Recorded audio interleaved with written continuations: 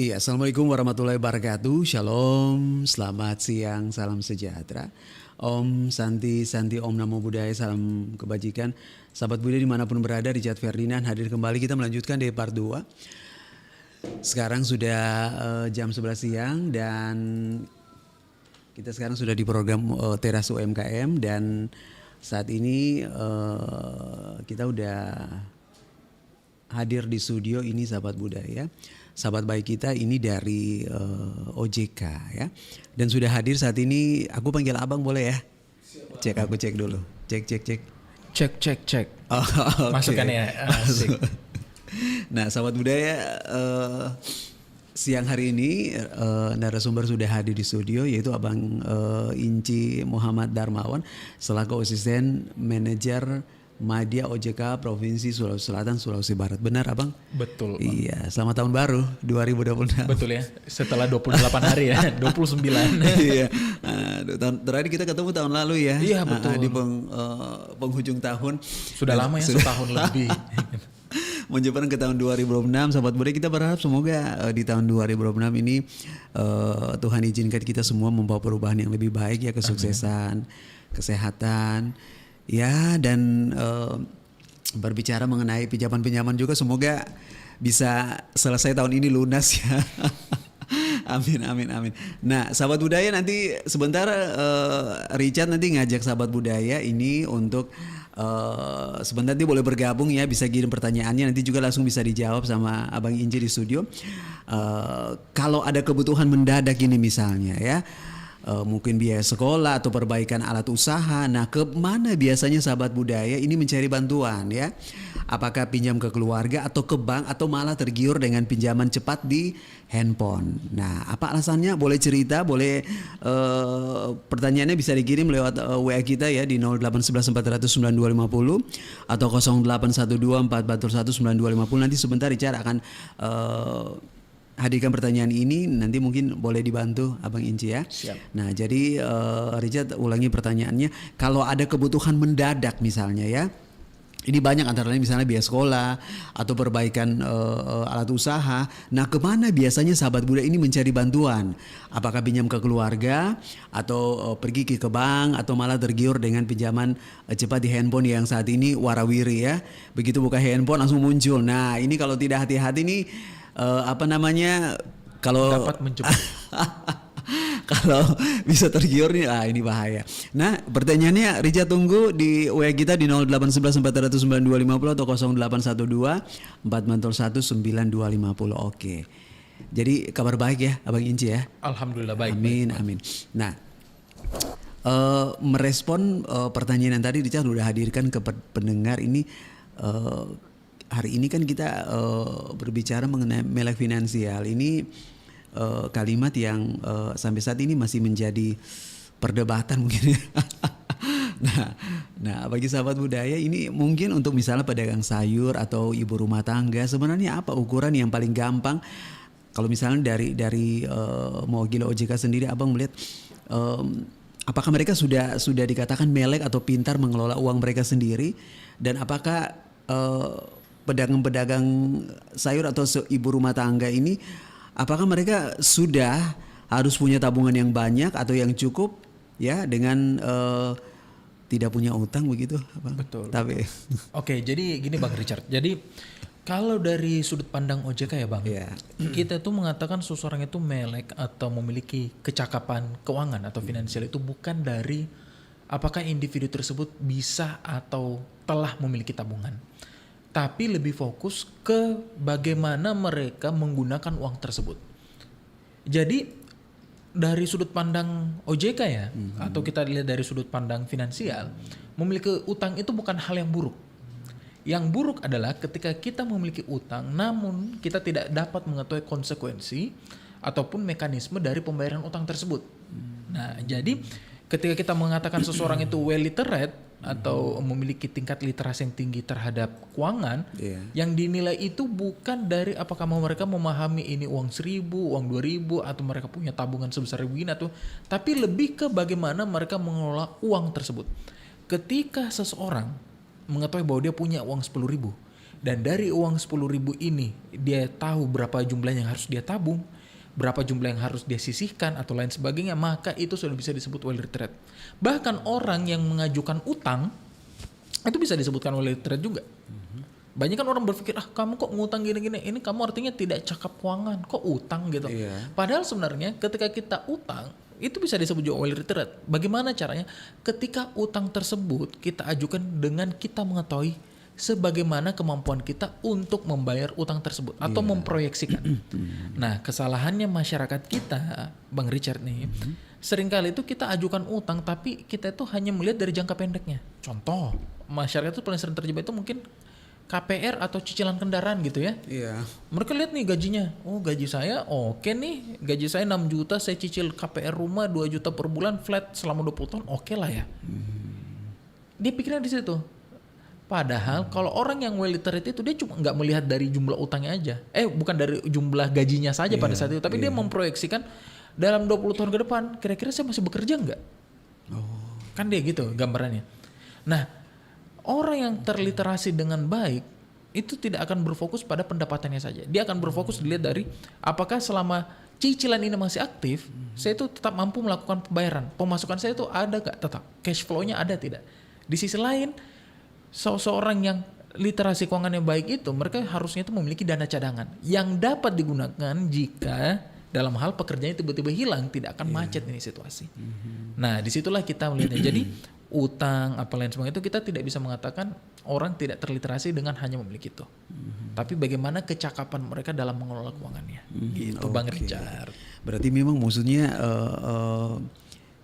dalam perjalanan bisa saja sesuatu terjadi di luar dari kendali kita begitu ya. Betul. Dan itu yang harus kita selalu siapkan. Karena dengan kita mempersiapkan itu malah itu yang mengindikasikan kita menjadi orang yang well literate. Kalau kita hanya menabung lain sebagainya itu bukan literasi, itu lebih ke inklusi.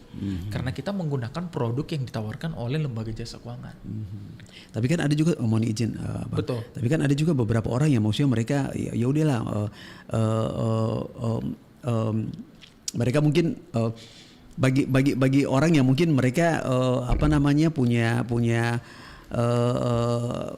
future itu kan pasti mereka akan melihat dari banyak sisi ya. Betul. Tapi bagi orang-orang tertentu ya sudah, yang penting saya punya tabungan itu sudah aman. Betul. Nah, ini bagaimana nih? Nah, betul.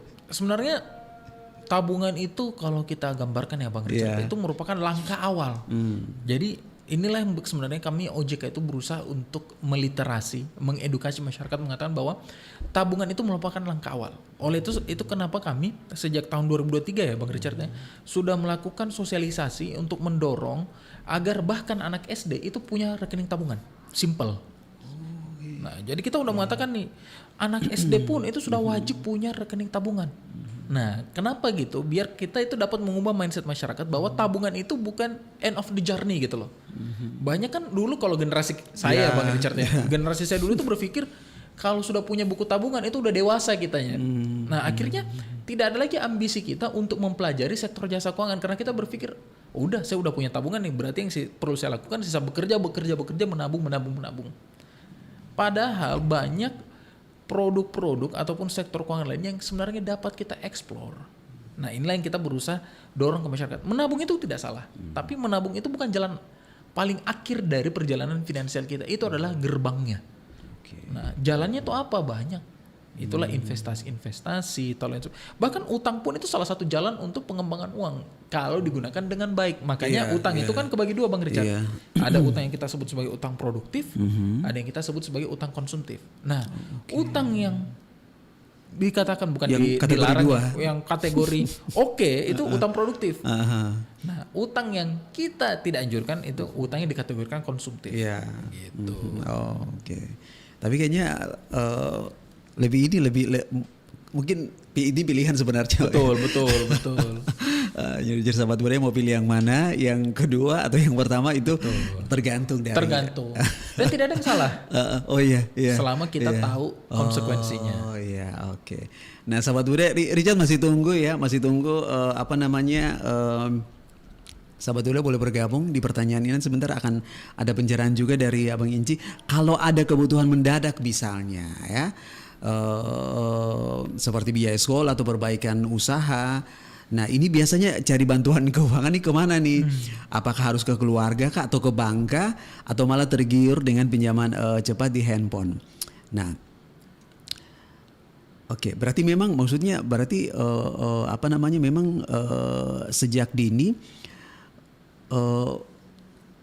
mindset itu memang harus di ini ya, maksudnya harus terus di apa namanya di apa ya dikembangkan. Ya supaya maksudnya orang masyarakat. Tapi kan bagi sebagian orang kan mereka berpikir ya udah nantilah gitu loh. Dan itu kan tidak bisa disalahkan juga sebenarnya. Betul, nggak bisa disalahkan juga. Makanya itu kita bilang Mas, Bang Richard apa ya? Tingkat literasi itu tidak bisa kita paksakan.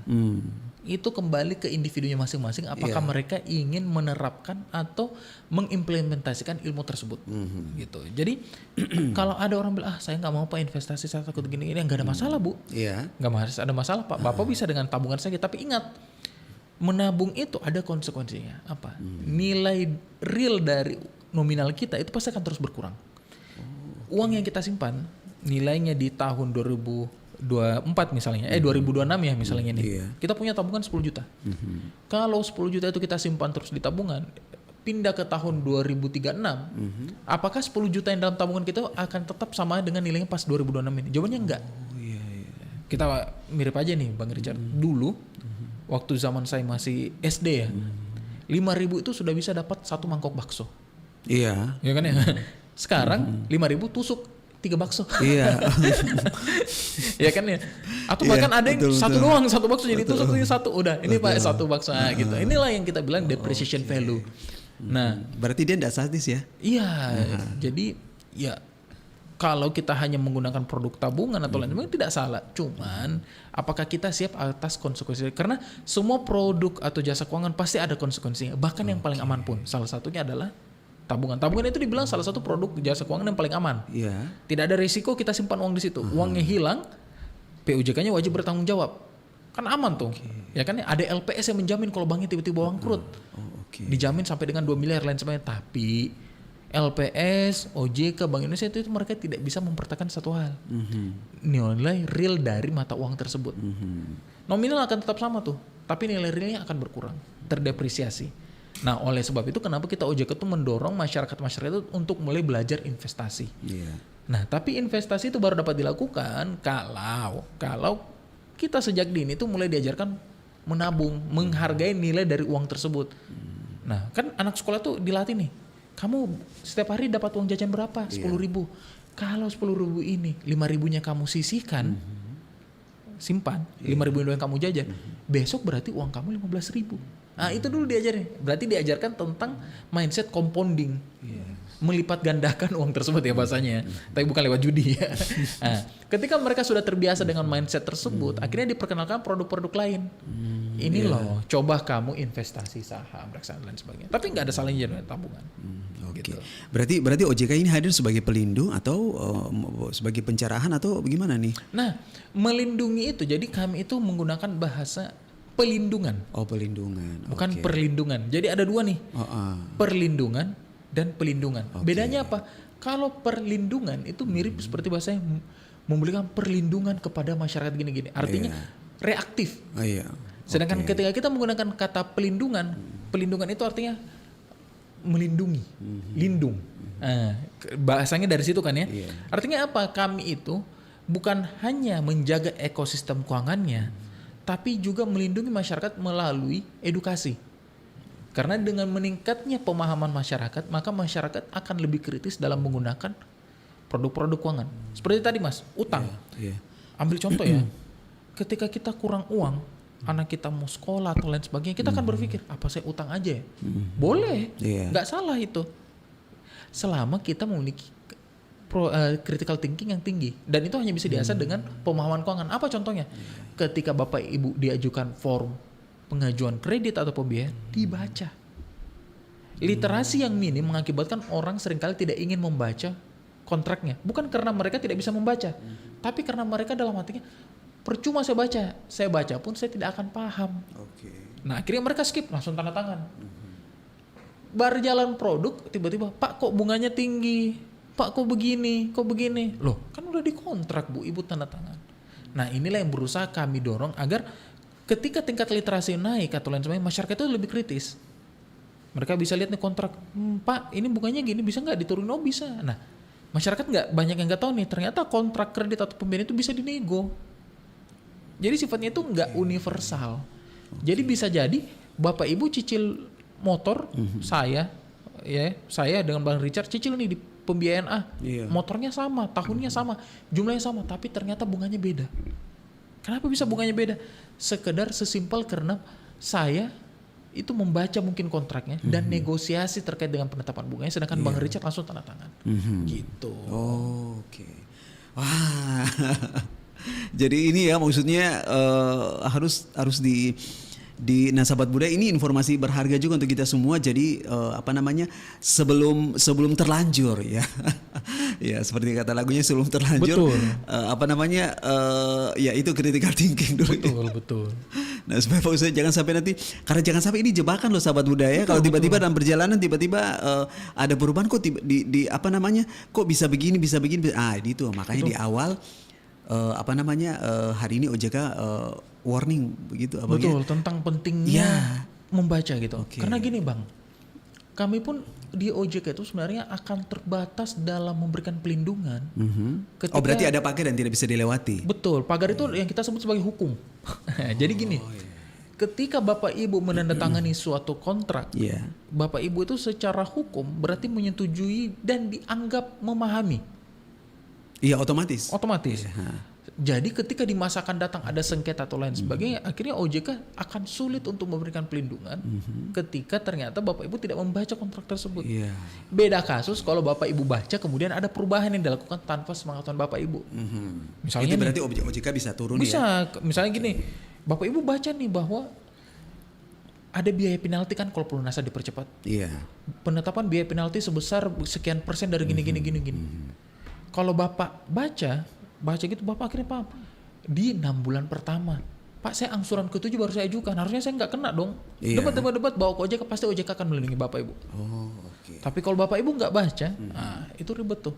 Karena ternyata tulisan begitu mengatakan biaya penalti harus dibayarkan sebesar 5%, terlepas dari berapa lama pinjaman itu berjalan. Wah, itu nggak boleh tuh secara ketentuan. Biaya penalti itu harus ada batasan waktunya. Itu udah diatur. Nah, tapi karena udah ditandatangani, artinya dianggap Bapak Ibu ini sepakat. Setuju. Contoh lainnya ya Pak ya, Mas Bang Rich. Contohnya nih, penarikan kendaraan. Secara ketentuan hukum di POJK nomor 22 diatur tuh, pihak debt collector tidak boleh melakukan penagihan di luar jam kerja dan di luar hari kerja. Berarti secara logika mereka cuma boleh hari Senin sampai Sabtu jam 7 sampai jam 8 malam. That's it.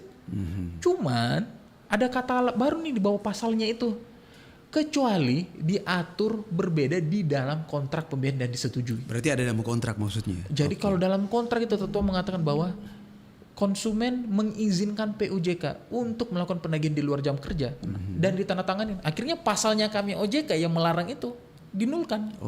Blur. Bukan diblur, dinulkan. Artinya tidak berlaku lagi. Karena Bapak Ibu sudah sepakat atas ketentuan yang mengatakan Bapak mengizinkan. Nah, itulah pentingnya membaca.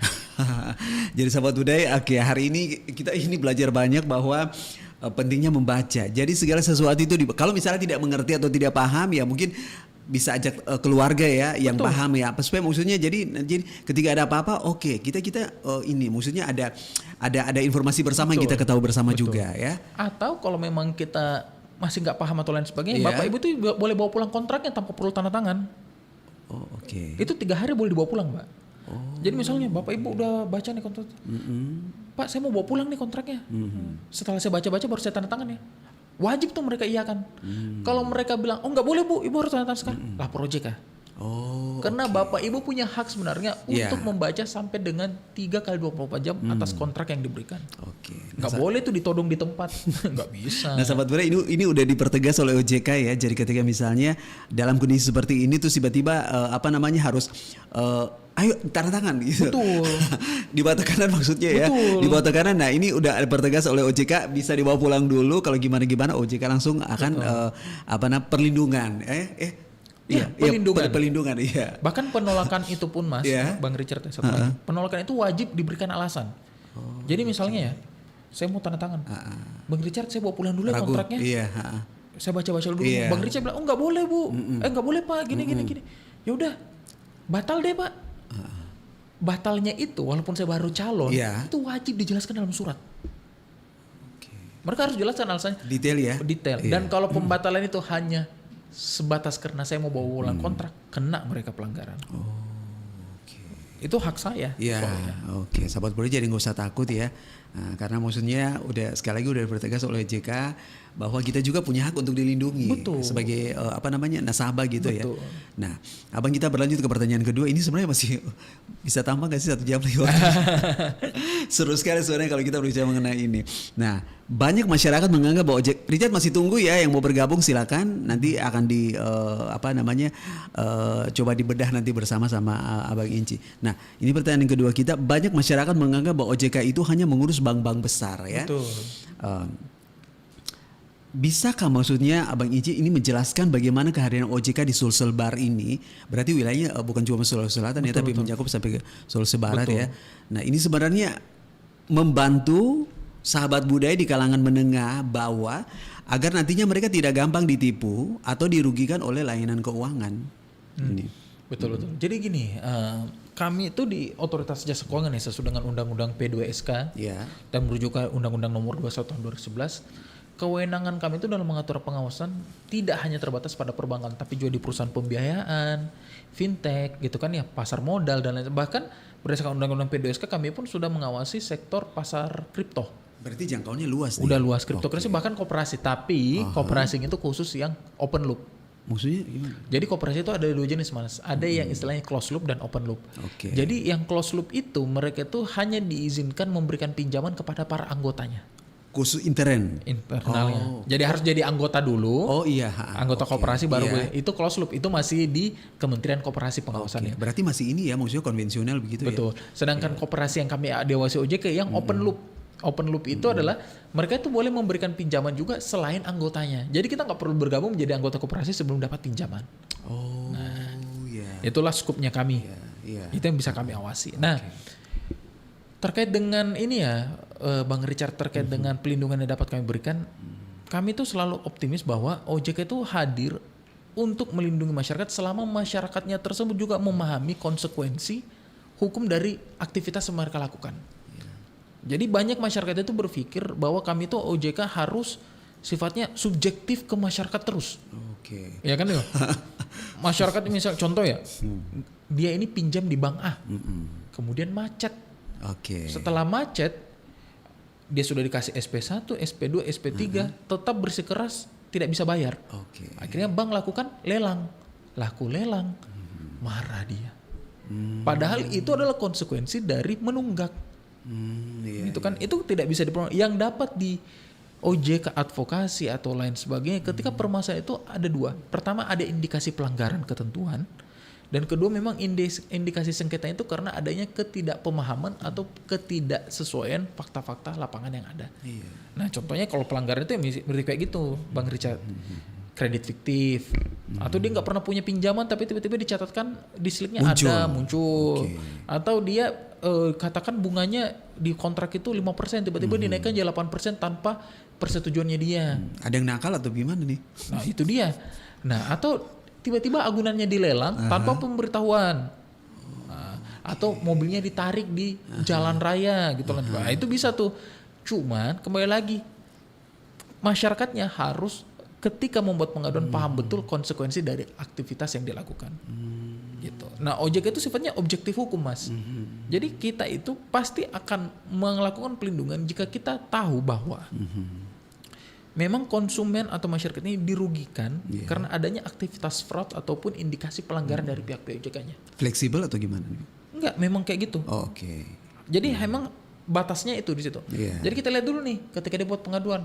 Kenapa masalah kamu bisa terjadi? Kita analisis. Oh, ternyata masalah ini terjadi karena adanya indikasi pelanggaran. Nah, kita kawal. Tapi kalau ternyata permasalahannya hadir karena memang konsekuensi dari aktivitas yang dia lakukan, itu nggak bisa kita individunya ya. Iya, nggak bisa kita dorong dong POJK-nya untuk gini. Ambil contoh kayak polis asuransi misalnya. Pak, klaim saya ditolak. Wah, kita kawal nih. Kenapa bisa ditolak? Ternyata karena dia nggak bayar lagi polisnya. Wajar dong ditolak. Karena kan memang di kontrak sudah dinyatakan wajib membayar tiap bulan gini. Nah beda kasus kalau Pak klaim saya ditolak, kenapa? Nggak tahu Pak, ini saya polis saya lancar, saya bayar tiap bulan. Masa saya ditolak gara-gara ada ini padahal dikatakan harusnya unconditional, tidak tanpa syarat. Nah itu kita kawal tuh. Melindungi hak-haknya dia karena dia di sisi lain sudah menjalankan haknya sebagai kewajibannya sebagai konsumen. Gitu ya. Yang sering masyarakat kita lupa menuntut hak, lupa kewajiban. Itu dia. Nah, ini maksudnya agak di luar sedikit, mohon izin Bang ya. Nah, sampai sejauh mana sebenarnya OJK ini bisa membantu masyarakat ketika misalnya mereka akhirnya masuk dalam lingkaran yang mereka buat sendiri. Betul. Kalau kita mau lingkaran sendiri ya berarti kita kan merujuk ke pinjaman ini ya. Gali lubang tutup lubang atau lain sebagainya. Nah itulah salah satu yang saya bilang Bang Richard adalah konsekuensi dari tindakan. Yang sayangnya OJK itu tidak dapat membantu terkait dengan pelunasannya. Gak bisa. Mau dibilang bantu lapor hapus slik dan lain sebagainya. Pelaporan slik itu merupakan haknya PUJK. Mereka itu punya hak untuk melakukan analisis terhadap setiap masyarakat mau pinjaman. Makanya sistem slik itu, jadi slik itu ada bukan untuk melindungi masyarakat, tapi untuk melindungi PUJK. Bayangkan loh Bang Richard, kalau ada orang yang hobinya itu gagal bayar, tiba-tiba buat pinjaman di bank besar lain sebagainya, tiba-tiba karena nggak ada slik dia lolos, kan rugi banknya, kasihan. Jadi slik itu ada untuk melindungi ekosistem tersebut gitu loh. Jadi maksudnya memang sampai ada memang yang kecolongan seperti itu. Dulu ya mungkin. Tapi sekarang ya slik itu tujuannya untuk itu, untuk menghindari individu-individu yang tidak bertanggung jawab seperti itu. Nakal ya. Nakal gitu.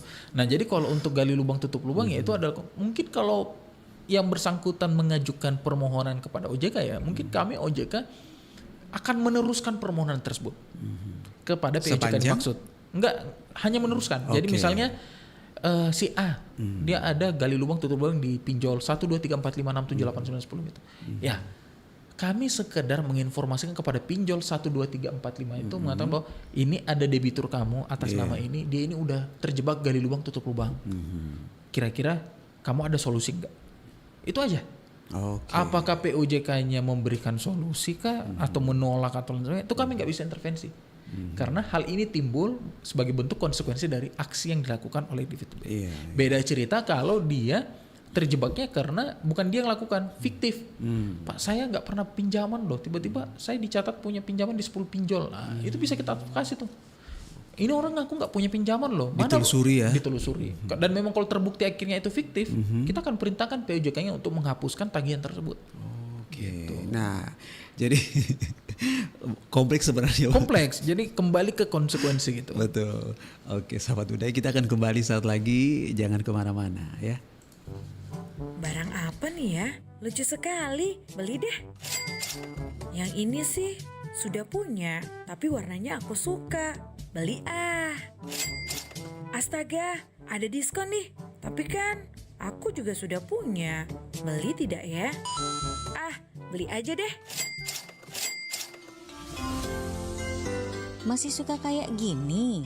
Awas loh, jangan sampai karena lapar mata, kamu membeli barang yang sebenarnya tidak dibutuhkan. Yuk, lebih bijak lagi kalau belanja.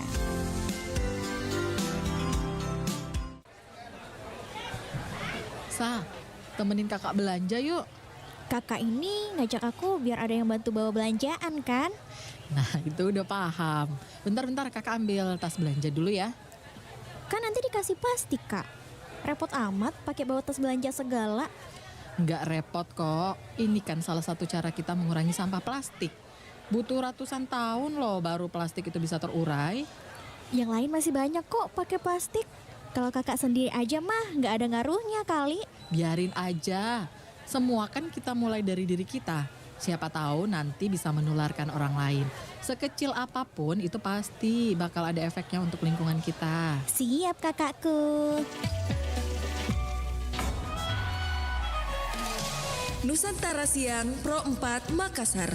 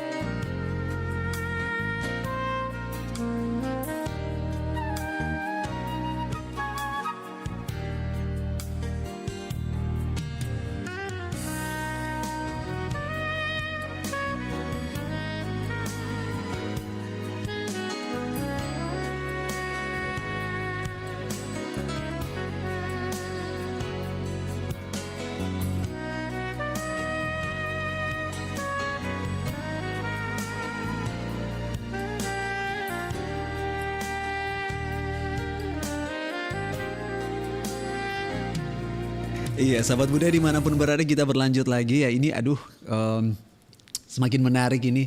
Abang Ici mohon izin ya. Nah, seringkali pelaku UMKM kita ini kita berbicara di Sulawesi Selatan sahabat budaya, mereka campur aduk uang dapur dan uang modal. Nah, dari sisi OJK sendiri ada tidak tips sederhana manajemen kantong ya? Nah, supaya maksudnya usaha sahabat-sahabat budaya kita ini mereka tidak jalan di tempat gara-gara uang modalnya terpakai untuk kebutuhan sehari-hari. Iya. Betul. Jadi gini Bang Richard, kami itu juga sebenarnya seringkali ya melakukan sosialisasi keuangan kepada para UMKM lain sebagainya. Dan yang sering kami dapatkan adalah mindset lagi. Yeah. Banyak pelaku usaha yang berpikir bahwa pembagian antara uang pribadi dengan uang kantor itu baru mereka lakukan ketika usahanya sudah besar. Ya, jadi self proclaimnya terhadap usahanya itu masih terlalu tinggi sehingga mereka itu merasa usaha saya masih kecil nih, nggak usahlah saya bagi-bagi dulu. Padahal itu merupakan langkah pertama yang paling wajib dilakukan ketika kita membuka usaha. Jadi ketika kita mendapatkan pendapatan, pendapatan itu harus dibagi-bagi dari bukan hanya ketika dia masuk. Kan orang itu sering membagi itu ketika uangnya udah masuk nih. Masuk ke rekening tabungan baru dia bagi. Ini untuk uang tabungan saya, ini untuk saya pakai untuk ini. Padahal selain melakukan filter ketika uangnya masuk, kita juga harus filter dari mana uang itu berasal. Ada yang dari gaji kita kah? Ada yang dari ini, itu harus selalu dipisah. Nah, apalagi kalau kita punya usaha nih, itu wajib banget dipisah. Karena gini Bang, seringkali kenapa UMKM itu, yang kami berdasarkan hasil analisisnya kami ya, seringkali itu UMKM itu gagal bertumbuh bahkan bangkrut karena mereka gagal untuk melakukan pembagian atau diversifikasi uang pemasukannya mereka. Mereka selalu menganggap itu sebagai uang ini.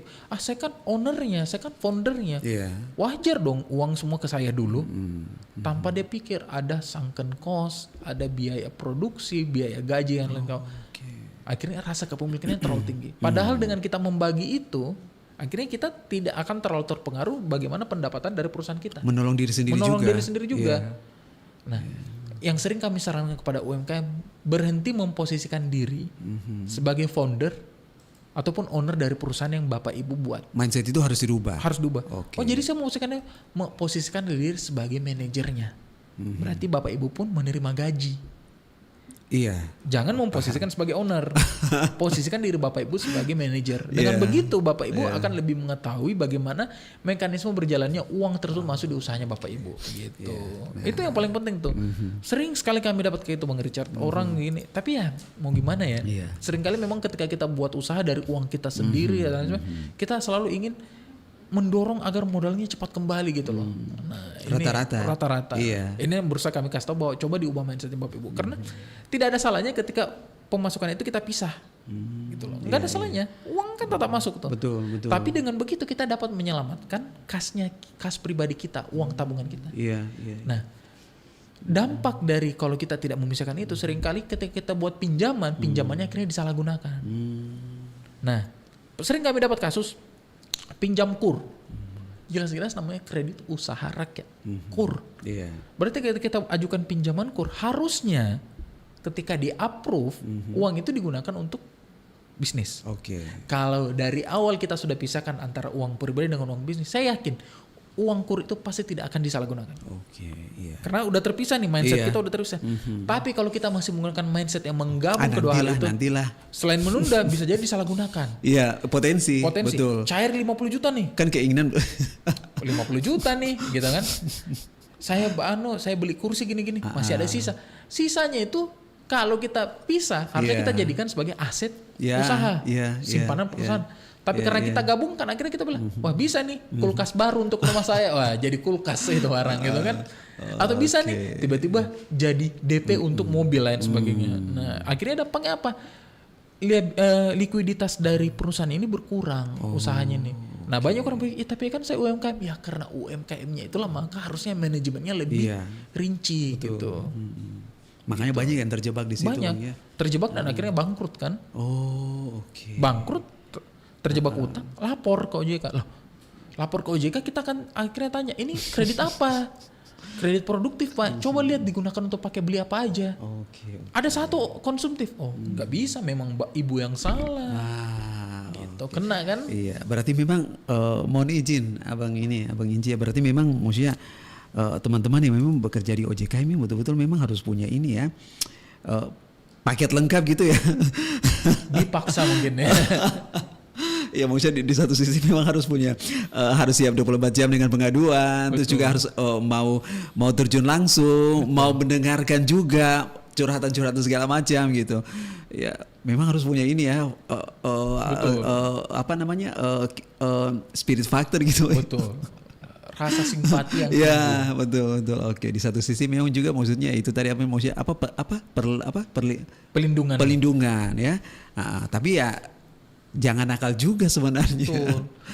Kalau udah di warning tuh ya harus diperhatikan baik-baik. Penggunaan kredit yang salah itu sebenarnya bisa langsung dikategorikan one prestasi loh Bang Richard. Iya. Jadi dan itu tidak bisa akan diadvokasi oleh OJK. Sering kali kan udah dapat kayak gitu. Dia cicil mobil di pembiayaan sebagai mobil kendaraan pribadi. Ternyata disewakan di proyek mobilnya. Pembiayaannya akhirnya tahu loh.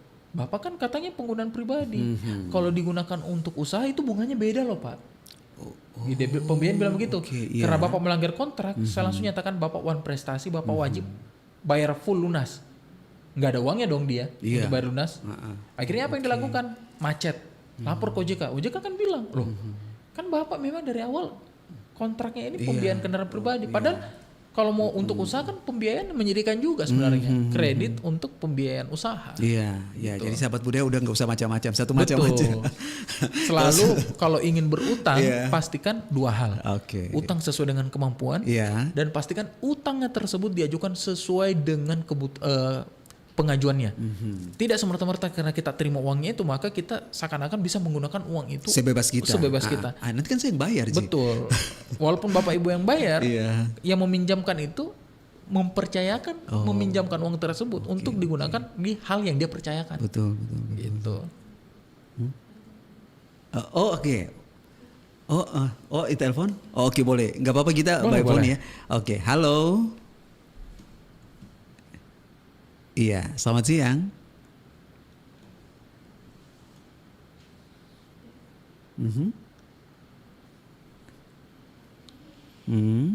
Halo.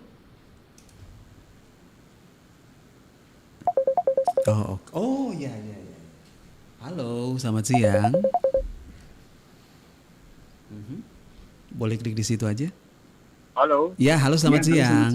Selamat siang, Ayah sini, Ayah. Oh iya, oke, silakan Ayah. Jadi begini, Ali, ini saya mau membandingkan keadaan dulu dengan sekarang soal meminjam. Iya, Ayah, tapi boleh singkat aja ya. Ya, jadi begini. Itu dulu kalau orang meminjam hanya 30% dari penghasilannya. Ya, ini tiada. Jadi yang membuat gaji itu membuat surat keterangan bahwa yang bersangkutan mempunyai penghasilan katakanlah 1 juta. Jadi hanya bisa diberi dia pinjaman 300.000, tidak bisa dibayar situ. Ya, itu yang pertama. Sekarang persoalannya kalau soal meminjam itu ada kolektor, ada yang mengejar omset, ada yang menagih. Ini yang masalah ini. Iya, itu yang mengejar omset. Pokoknya main sudut saja. Tidak ada analisis di lapangan apakah ini orang wajar atau tidak wajar. Kadang-kadang seseorang itu pinjam kiri kanan. Hanya setengah mati yang menagih. Jadi seharusnya dibuat aturan sedemikian rupa bagaimana supaya semua ini sinergi. Iya, kasihan itu juga, tapi yang tukang tagih itu kasihan setengah mati dia. Sementara yang kejar omset, ya sembaran dia pokoknya kejar omset saja. Kamu hanya beda itu. Lain yang mengejar omset, lain yang menagih. Ini masalahnya ini. Akhirnya apa? Ini terjadi standar ganda. Ya, orang yang sudah membayar angsuran, ketika misalnya ditarik barangnya, apakah angsurannya bisa diberi kembali dengan perhitungan? Ini kan tidak akan mati di dalam dia. Itu saya sebuah persoalan yang saya pikir. Kira-kira demikian, terima kasih. Iya, terima kasih. Iya, Hayya Haji Marzuki Ali. Jadi lebih pendapat ya. Jadi sebenarnya saya sepakat dengan pendapatnya Pak Marzuki. Bang Richard. Jadi betul adanya. Cuman kembali lagi dulu kenapa dibatasin seperti itu? Karena ya pemerintah kita itu kan tersentralisasi dulu ya. Memang kita itu memporsi-porsikan hak-hak dan kewajiban dari masyarakat kita. Namun ada dampak buruknya. Dampak buruknya adalah kita menghambat pertumbuhan ekonomi itu sendiri. Bayangkan Bang Richard, ada orang yang memiliki ide yang sangat besar, tapi karena dia pendapatannya hanya 3 juta per bulan, akhirnya dia tidak bisa ajukan pinjaman lebih dari itu. Padahal sebenarnya kalau dia dapat dan memang dia orangnya hebat, jago dan sebagainya, dia bisa menggandakan uang tersebut melalui usaha. Nah, KUR kan lahir dari semangat itu sebenarnya. Kredit usaha rakyat hadir karena kita sadar betul banyak masyarakat yang bisa mengembangkan usaha atau bisnis tapi terkendala di biaya, terkendala di pendapatan, sehingga negara menyatakan bahwa kita akan menyediakan kredit usaha rakyat yang disubsidi oleh pemerintah bunganya, gitu kan ya, dengan tujuan agar dana ini dapat digunakan oleh masing-masing masyarakat untuk mengakumulasikan kekayaannya melalui pembukaan usaha. Nah, idenya di situ tuh. Tadi poinnya Pak Marzuki, ada satu yang saya adalah kembali ke konsekuensi dari orang itu sendiri. Permasalahan yang Pak Marzuki ceritakan bahwa debt collector akhirnya sulit menagih atau lain sebagainya, bahwa marketing kejar target atau lain, itu semua bisa dihindari ketika individu yang mengajukan pinjam itu punya kesadaran diri. Ya kan ya? Mau salesnya bilang A, B, C, D. Misalnya salesnya bilang, Pak, ajukan mobil. Murah jadi cicilannya 3 juta. Ya rayuannya kan begitu. Murah ini cicilannya Pak cuma 3 juta Pak. Nah, penghasilan tak begini. Itu bisa dihindari dengan sesimpel bilang, tidak Bu. Saya ini cuma begini. Kayaknya saya bagusnya ambil yang ini saja. Sesimpel itu. Jadi kembali lagi, kita tidak bisa menempatkan suatu permasalahan itu ketika permasalahan itu hadir akibat atau dampak dari konsekuensi tindakan kita. Perbuatan sendiri. Nah, kemudian sekarang ini marak sekali penipuan digital ya, Bang ya. Mulai dari aplikasi berkedok investasi sampai pinjol yang akhirnya meneror warga. Nah, apa pesan kunci ya dari Abang Inci sendiri agar sahabat-sahabat budaya kita yang di luar sana mendengarkan sekaligus juga ini mereka bisa membedakan mana perusahaan keuangan yang resmi terdaftar di OJK dan mana yang ingin menguras uang rakyat. Ini pertegasan terus nih. Penegasan. Jadi gini, Bang Richard, mungkin seperti sebelum-sebelumnya yang saya jelaskan ya. Tapi ini penting. Betul, penting banget. Jadi untuk mengetahui yang mana legal atau tidak, itu sesimpel kita melihat bagaimana proses bisnis mereka berjalan. Jadi kalau untuk pinjaman online itu, mereka itu cuma bisa mengakses 3 hal. Kamera, mikrofon, ya kan ya? Camilan dengan yang satu itu dia tangkapan lokasi. Jadi cuma kamera, mikrofon, lokasi. Sebatas itu. Jadi semua aplikasi keuangan yang Bapak Ibu punya di HP-nya, mau itu dia pinjol kah, mau dia itu bank digital kah atau lain sebagainya, Dana, GoPay, mereka cuma boleh akses 3 hal ini. Kamera untuk kita gunakan memverifikasi wajah. Ya kan ya? Mikrofon ketika kita ditelepon. Dan yang terakhir lokasi untuk mengetahui betul kita ada di Indonesia. Kalau mereka meminta akses lebih dari 3 ini, seperti minta data kontaknya kita, minta akses galeri foto kita atau lain sebagainya, maka sudah dapat kita pastikan itu mungkin ilegal. Berarti udah aneh ya? Udah aneh, karena secara ketentuan hukum yang diberikan mereka itu cuma itu 3. Kamera loh, bukan galeri. Jadi cuman agar mereka gunakan itu. HP Bapak Ibu sekalian itu sudah dikatakan smartphone. Bukan phone lagi. Tahun 2010 ke bawah itu masih phone. Zamannya aku dulu. Zaman saya juga. Waktu saya masih sekolah tapi saya kan. Itu masih phone. Kenapa ya? Cuma bisa SMS gitu kan? SMS telepon. Kebodohan yang terjadi dari HP itu merupakan dampak dari kitanya waktu itu. Tapi sekarang udah smartphone. Artinya HP-nya sudah pintar. Ketika Bapak Ibu menginstal aplikasi, pasti HP-nya akan menanyakan dulu nih, aplikasi ini berusaha mengakses ini, izinkan atau tidak. Kembali lagi, konsekuensi. Ketika Bapak mengizinkan mereka mengakses hal-hal yang seharusnya mereka nggak diizinkan, masuk semua, bahkan berarti apapun dampak hukum yang terjadi karena itu adalah kesalahan Bapak Ibu, konsekuensinya kita.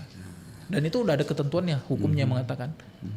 Beda halnya kalau dibobol. Jadi beda tuh antara bobol dengan mengizinkan. Kalau dibobol Bapak Ibu sudah katakan tidak, tapi tetap bisa diakses. Nah itu pembobolan. Tapi kalau Bapak Ibu klik berarti OJK bisa hadir di situ ya? Bisa hadir. Kalau pembobolan. Makanya kita bilang pertama mengetahui karakteristik dari semua aplikasi keuangan digital. Cuma bisa akses 3 itu. Nah yang kedua, Pak, bagaimana kalau ternyata mereka juga cuma minta akses itu, tapi mereka taruhkan virus Trojan di dalamnya. Ya kan ya? Oh, simpel, Bapak Ibu bisa kontak di 081 157 157 157. Oke, nomornya ini gampang Iya, sekali. gampang sekali. 081 157 3 kali. Iya. Atau kalau telepon langsung 157, tidak pakai kode daerah. Oh, oke. Nah, apa gunanya Bapak Ibu kontak itu? Bapak Ibu sisa mengetik nama PUJK-nya. Misalnya PT Bank XXX, bakal muncul langsung informasi PT Bank XXX mengeluarkan ini. Oke. Gitu. Nah, ini maksudnya berhubungan juga dengan ini, Bang. Makanya terpaksa aku harus ganti nomor. Betul. Karena itu tadi maksudnya jadi pas kejadian itu satu kantor pada heboh gitu loh. Tiba-tiba maksudnya dapat benar ya. Tiba-tiba maksudnya pinjam sekian, nanti besok pagi dia kembali. Wow, tiba-tiba langsung. Jadi ya udahlah, akhirnya mau tidak mau ganti nomor, di-kick nomornya gitu kan ya Bang Richard ya. Iya. Nah, itu salah satu dampak Trojan mungkin. Oke. Trojan atau Bang Richard waktu itu nggak sengaja mengizinkan mereka mengakses hal-hal yang seharusnya tidak boleh diakses. Gitu. Bukan cuma aplikasi perbankan kalau nggak salah, lembaga jasa. Hampir semua aplikasi itu mereka cuma diizinkan akses ini. Oke, cuma 3 ya. 3 itu. Di luar dari itu berarti udah aneh. Iya. Kecuali kalau itu sosial media biasanya kan dia nambah tuh. Kayak Instagram. Tapi itu pun mereka minta izin. Iya. Instagram ingin mengakses galeri Anda.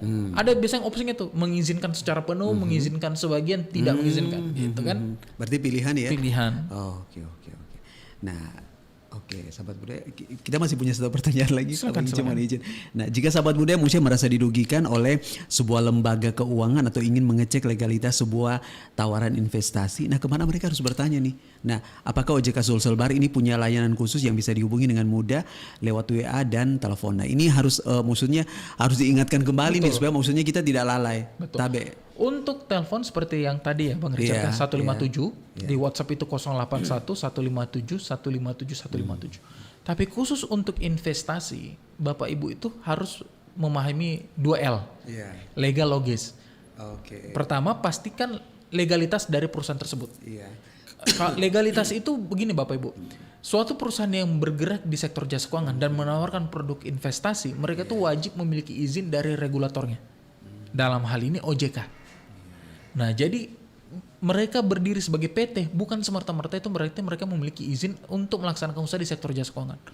Nah, ini yang sering masyarakat tertipu. Mereka berpikir dengan mereka menjadi PT, ya kan, perseroan atau lain sebagainya, mereka itu sudah memiliki izin di sektor jasa keuangan. Padahal enggak. Selain mereka berbadan hukum PT, mereka juga tuh wajib untuk berregulasi dan terdaftar dan berizin di OJK. Kalau sudah itu 2 terpenuhi, barulah mereka boleh dikatakan legal. Di sisi lain selain legal, mereka tuh harus logis. Logisnya apa? Tidak boleh menjanjikan bunga fix. Keuntungan itu tidak bisa dipastikan. Pasti kadang untung, kadang rugi. Jadi kalau ada perusahaan yang menjanjikan keuntungan pasti, bilang 5%, 10%, 20% setiap hari, setiap bulan dan sebagainya, itu sudah pasti pembodohan. Oke. Berarti itu udah bohong ya? Betul, udah bohong. Dan kalau Bapak Ibu sampai terjebak di situ, itu yang kita sebut kembali lagi konsekuensi. Oke. Gitu. Karena gini Bang Richard, berbeda dengan penipuan ya.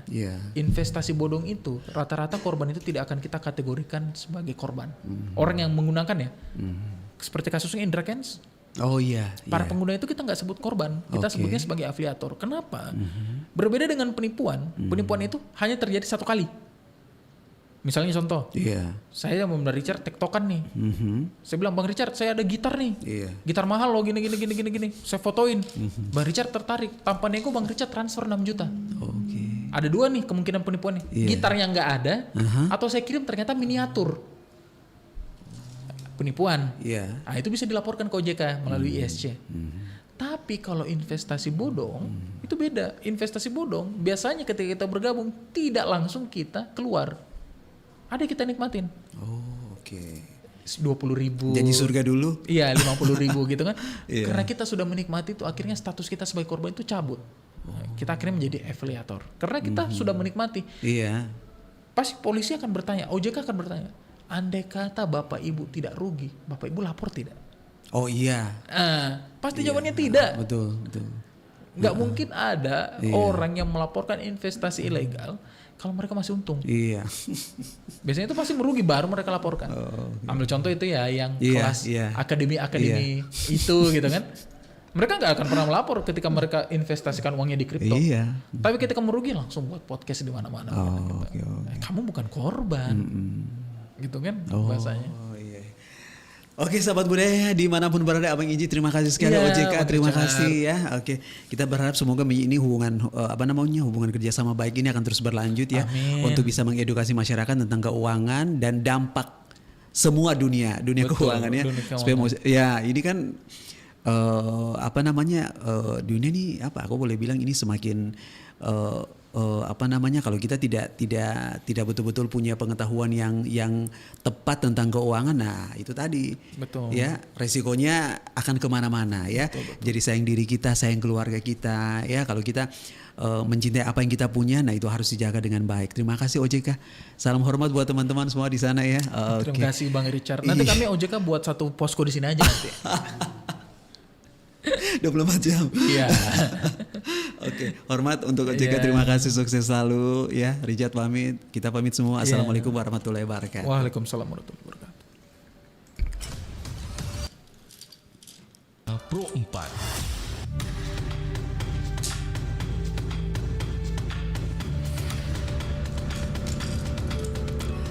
Iya, sahabat budaya kue